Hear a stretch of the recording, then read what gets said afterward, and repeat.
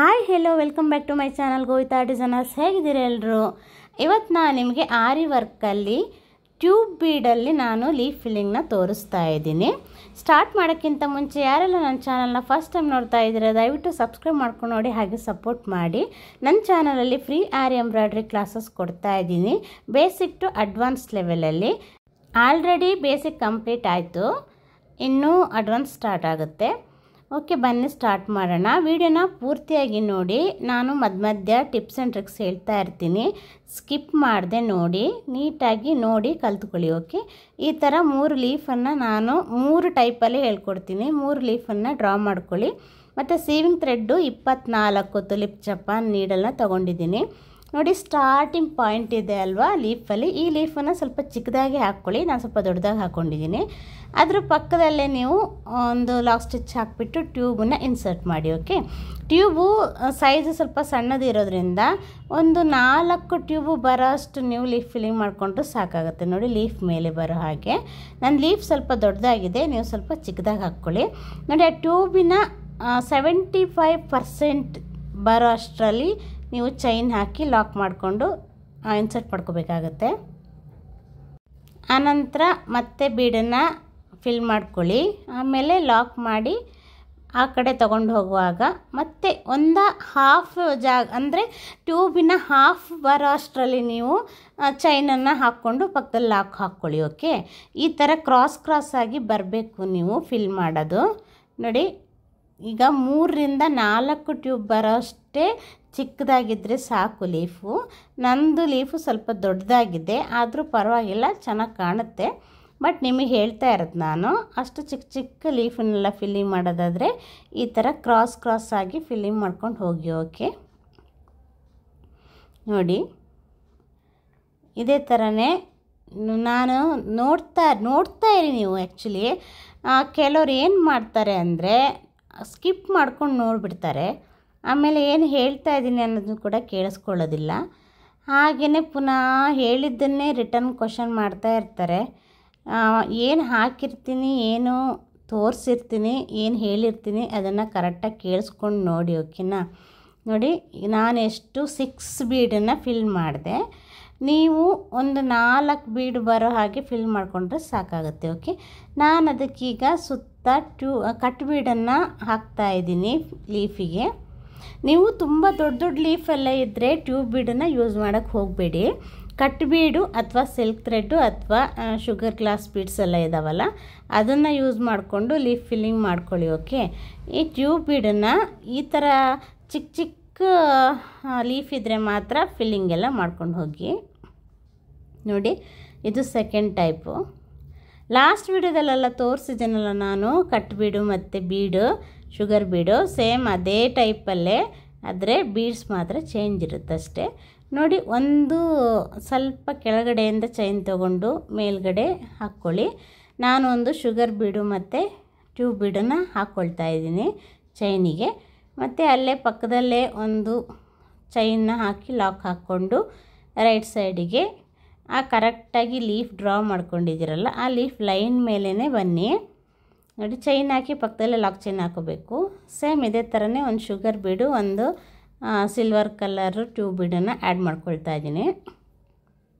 ನೋಡಿ, ಆ ಕಡೆ ಒಂದು ಈ ಕಡೆ ಒಂದು ಹಾಕ್ಕೊಳ್ತಾ ಬರಬೇಕಾಗತ್ತೆ.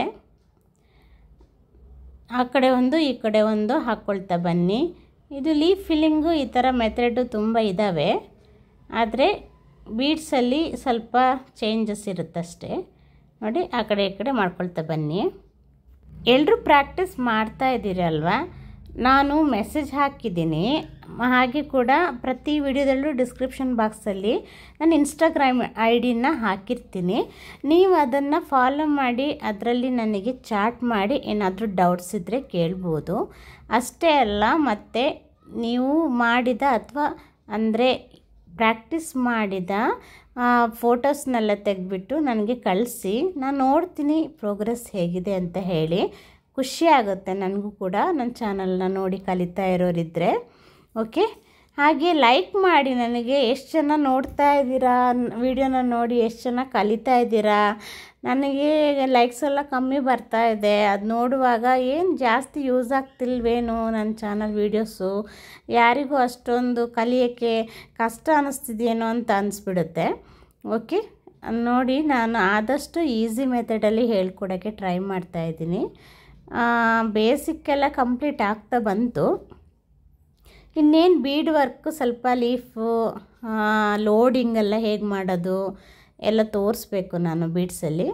ಅದೆಲ್ಲ ಕಂಪ್ಲೀಟ್ ಆದ ನಂತರ ಅಡ್ವಾನ್ಸ್ ಲೆವೆಲ್ ಇದು ತೋರಿಸ್ತೀನಿ. ಒಬ್ಬರು ಕಮೆಂಟ್ ಮಾಡಿದರು ನೆಟ್ಟಲ್ಲಿ ಹೇಗೆ ವರ್ಕ್ ಮಾಡೋದು ತೋರಿಸಿ ಅಂತ. ಅದೆಲ್ಲ ಅಡ್ವಾನ್ಸ್ ಕ್ಲಾಸ್ಗಳು. ಅದು ಅಡ್ವಾನ್ಸ್ ಕ್ಲಾಸಿನ ಸೀರೀಸಲ್ಲಿ ಬರುತ್ತೆ, ಲೈನಲ್ಲಿ ಹಾಕ್ತಾ ಹೋಗ್ತೀನಿ.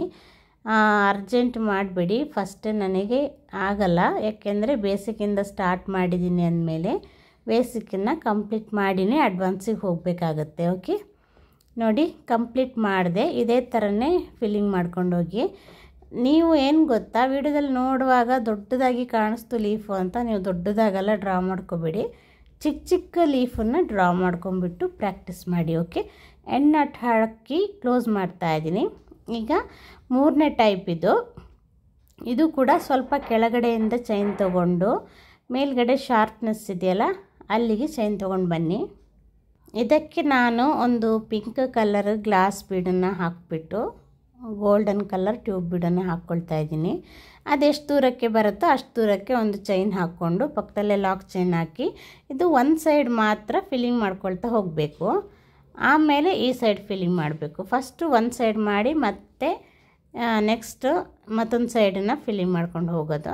ಇದೆಲ್ಲ ಲೀಫ್ ಫಿಲ್ಲಿಂಗು ಸೇಮೇ ಇರುತ್ತೆ, ಆದರೆ ಮಟೀರಿಯಲ್ ಮೇಲೆ ಡಿಪೆಂಡ್ ಆಗಿರುತ್ತೆ ಹೇಗೆ ಹ್ಯಾಂಡ್ಲ್ ಮಾಡಬೇಕು ಅನ್ನೋದು. ಓಕೆ, ನೋಡಿ ಇದೇ ಥರನೇ ಬೀಡ್ಸನ್ನು ಹಾಕ್ಕೊಳ್ತಾ ಬನ್ನಿ. ಈ ಥರ ಎಲ್ಲ ಫಿಲ್ಲಿಂಗ್ ಮಾಡ್ಕೋಬೋದು. ಮುಂದೆ ಮುಂದೆ ಮುಂದೆ ನಿಮ್ಮ ಕ್ರಿಯೇಟಿವಿಟಿ, ನಿಮ್ಗೆ ಹೇಗೆ ಬೇಕೋ ಹಾಗೆ ಫಿಲ್ಲಿಂಗ್ ಮಾಡ್ಕೊಂಡು ಹೋಗ್ಬೋದು. ನಾನು ಜಸ್ಟು ಎಕ್ಸಾಂಪಲ್ ತೋರಿಸ್ತಾ ಇದ್ದೀನಿ ಅಷ್ಟೇ, ಈ ಥರ ಫಿಲ್ಲಿಂಗ್ ಮಾಡ್ಕೋಬೇಕಂತ.